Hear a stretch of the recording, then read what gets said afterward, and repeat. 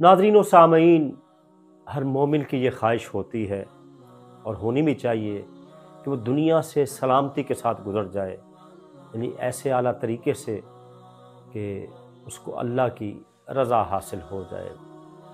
اس حوالے سے جب ہم ائمہ دین، بزرگان دین اور سلف صالحین کی مبارک حیات کا مطالعہ کرتے ہیں تو مختلف جہات سے ان کے اقوال اور ان کی تعلیمات ہمیں نظر آتی ہیں۔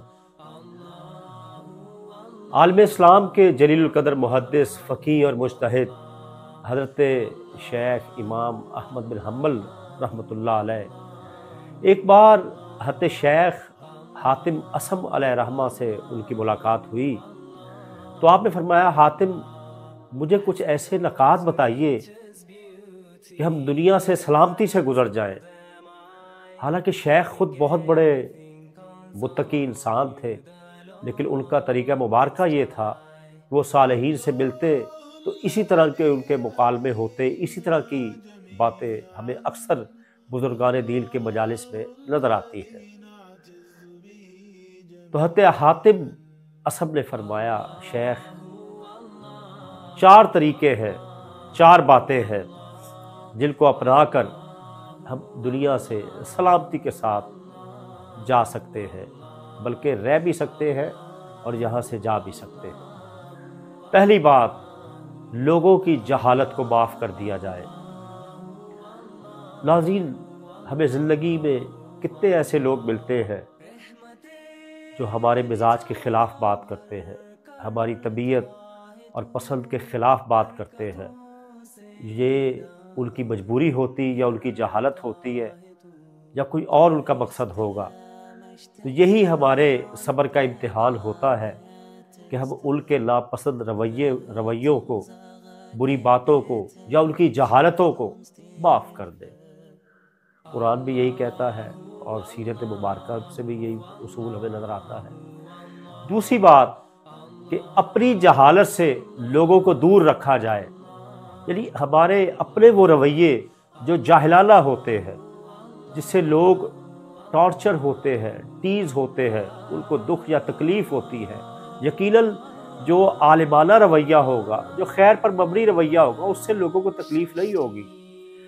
جو جاہلانہ رویہ ہوگا، بری حرکات و سکنات ہوگی، جیسچر ہوگے، باڈی لینگویج ہوگی، اشارے کنائے سے بات ہوگی یا لفظوں سے کچھ کہا جائے گا، جو ان میں کوئی جہالت ہوگی، ناپسندیدہ چیز ہوگی، تو اپنی جہالت سے بھی دوسروں کو دور رکھا جائے۔ تیسری بات، لوگوں پر اپنی چیزیں خرچ کرے۔ یہ خرچ کرنا بہت اچھی چیز ہے، اور معاملات زندگی میں لوگوں کے قریب ہونے میں، لوگوں کے دلوں میں اپنا مقام بنانے کے لیے انفاق فی سبیل اللہ بہت ہی مجرب نسخہ ہے۔ تو شیخ فرماتے ہیں لوگوں پر اپنی چیزیں خرچ کی جائیں۔ ہم دیکھیے، مال اسباب تو خرچ کرتے ہی ہیں، لیکن ہم وقت بھی لوگوں پر خرچ کر سکتے ہیں۔ ہم بہتر انداز سے ان سے بات بھی کر سکتے ہیں۔ خرچ ہی کرنا ہے نا، تو اپنی چیزیں ان پر خرچ کی جائیں۔ اور چوتھی بات، لوگوں سے کسی چیز کی توقع نہ رکھی جائے۔ ہماری ناظرین و سامعین ایکسپیکٹیشن بہت زیادہ ہوتی ہے۔ ہم کسی کو کوئی سڑک بھی پار کروا دیں یا کسی وقت کسی کی مدد کر دیں یا کسی کے کام آ جائیں تو ہماری توقعات بہت زیادہ بڑھ جاتی ہیں۔ ہم لوگوں سے بہت زیادہ امیدیں وابستہ کر لیتے ہیں۔ ایسا نہیں ہونا چاہیے۔ اگر ہم نے کوئی خیر کا کام کیا ہے، کسی کے کام آئے ہیں، تو ہمیں اللہ سے توقع رکھنی چاہیے، اس کے اجر کی امید اللہ سے رکھنی چاہیے۔ وہ مشہور جملہ کہ نیکی کر دریا میں ڈال، اس کا یہی مطلب ہے کہ جس سے آپ نے خیر کر دی، جاننے والے سے، الجان سے، اس سے کوئی توقع نہ رکھی جائے۔